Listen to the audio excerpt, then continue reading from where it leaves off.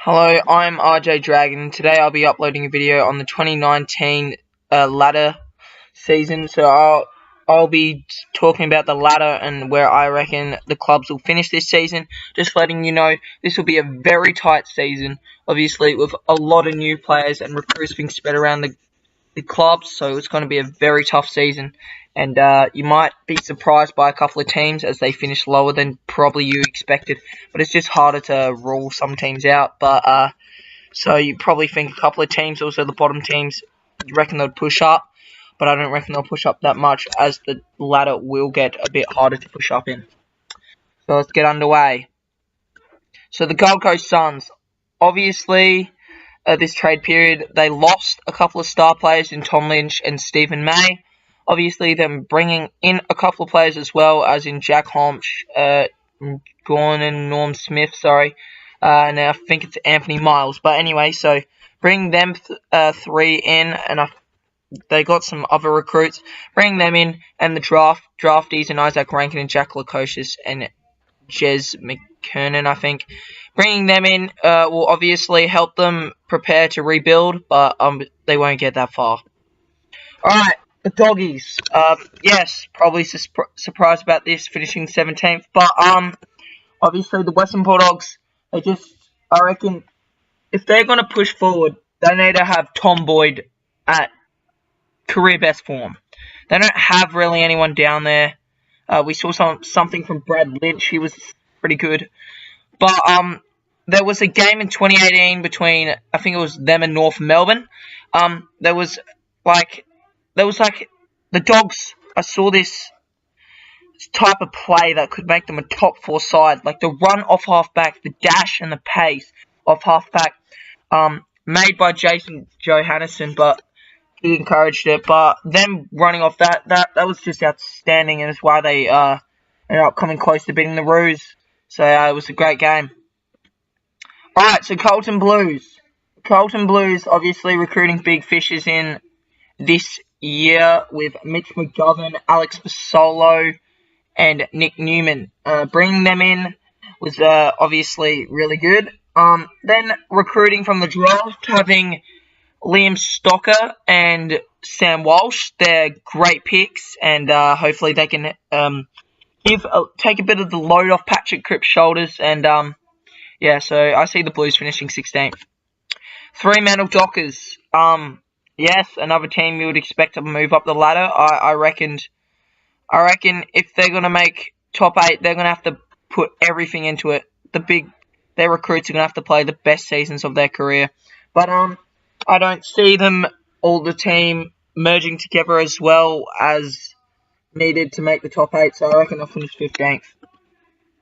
The Brisbane Lions, obviously, a couple of people probably ranked them around 9th to 11th, maybe higher than that, but I reckon the tough ladder and too many good teams at the top and middle order, it's hard to move up, so I reckon the Brisbane Lions will finish 14th. Just preparing you for next one. Obviously, you're probably going to let me know about it in the comments. Please don't. This is my prediction, and it's a hard ladder, so yeah. Alright, 13th, Collingwood. Yes, the runners-up in the grand final. I'll give you my reasons. Number 1, the AFL kind of protected them last season in giving them the easiest fixture ranked. This year they're going to have one of the hardest fixtures in the comp, obviously playing Richmond at the MCG a couple of times. So that's going to be hard. Also, just like I saw some real good class out of Collingwood, but just with the teams like Richmond, Adelaide, Port Adelaide, just getting their also Geelong recruiting a couple of players, and just Giants. Well, Essendon really, just having all those clubs pushing up, becoming stronger as a group, it's just going to be hard for Collingwood to push up there, so they're going to need everything. They're going to need Mason Cox really stepping up like last year. Alright, 12th, North Melbourne. North Melbourne, obviously a star team, very classy with their recruits. If they got Andrew Gaff, I would see them a bit higher, but unfortunately not able to reel Andrew Gaff in. Leaves North Melbourne at 12th. Possibly, they could be like West Coast, put really low on the ladder, and then actually end up winning the premiership. But I do not see them doing that. I see them finishing 12th and not really pushing forward. So, maybe next year though. 11th, yes, St Kilda. There's a couple reasons why they actually are 11th. I do not know why I put them 11th. Sorry, I might fix that. They should probably be under North Melbourne. But obviously bringing Max King in, he will be a massive help in that forward line. Or like they really need someone good down there. And Max King bringing in those strong hands and a good marking talent into that forward line will help them and will increase their forward ability. Dan Hanbury, obviously, a big help in that midfield. A bit of A-grade talent in there will really help St Kilda. Something they really need and they lack. So bringing him in, if he has a really good season, well then St Kilda should finish in this position or just lower. Sydney finishing 10th. You're probably really shocked about this one, but I just don't see Sydney staying up this type of part of the ladder. I reckon seeing them slip down with Buddy Franklin struggling to train last year, only getting 20 minutes in. So yeah, it's going to be hard for the Sydney Swans, but if they can get their youngsters going, get their A-graders really performing, it should be a possible top 4.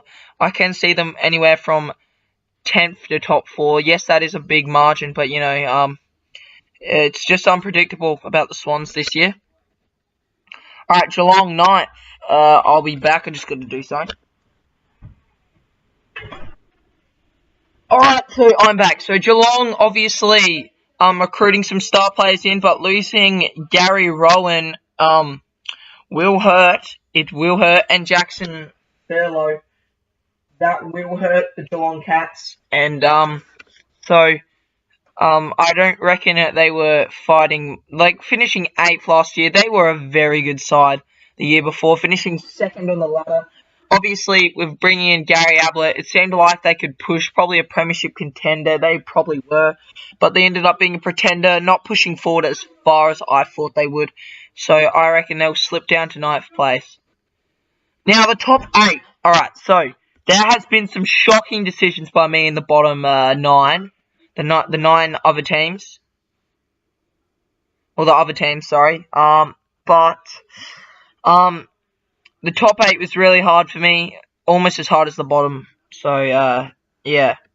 Alright, 8th. Hawthorn. So, Hawthorn, obviously, last year finishing 4th on the ladder. Really pushed forward. But with the likes of losing Cyril Rioli, that will give a loss into their pace. Give a lot less more talent and magic into that forward line. Maybe see Jarman Impey going to the forward line, having him there. Can probably give a bit of a replacement for Cyril Rioli. So I reckon they'll finish 8th. Next, the Port Adelaide Power, obviously a very good team, but with the likes of losing Jared Polak, Jasper Pittard, yeah, that'll be a big loss for Port Adelaide. Lindsay Thomas also retiring, so that will not be good. But Port Adelaide, they can push forward, they can break through and possibly make top 4, as they are a very talented side and have a good list. Next, the Melbourne Demons. The Melbourne Demons, finished 6th. They made top 4 last year. I don't see them doing it again. I see rebounded teams rebounding and getting back into that top 4. Also, making it harder to get in there. Now, here we go. So, Demons finishing 6th. So, the West Coast Eagles finishing 5th. The premiers of last year. Very unexpected. Everyone had them out of the 8 or just finishing 8th. Obviously proved everyone wrong, but now finishing 5th, I say. With the likes of losing Mark Lacrosse, that's a big loss. I just don't see them finishing top 4. If they do, it's anywhere from 5th to 4th.